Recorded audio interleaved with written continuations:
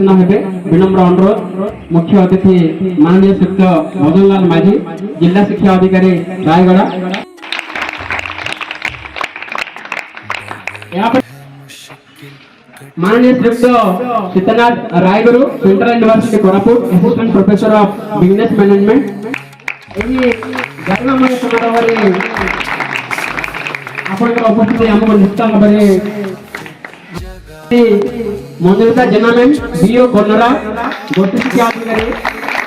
विज्ञान शिक्षा संस्कृति और साहित्य जड़े समन्वय पारंगम व्यक्तित्व जड़े दक्ष प्रशासिका आम विद्यालय समस्त छात्र छात्री एवं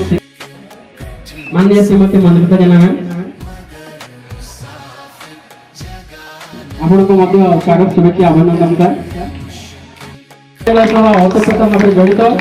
आमर हित चिंतक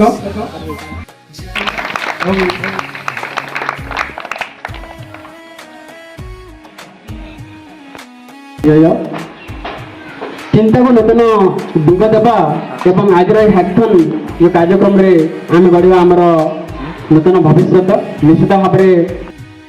पूजन करे आज हम देव की बात पूजन।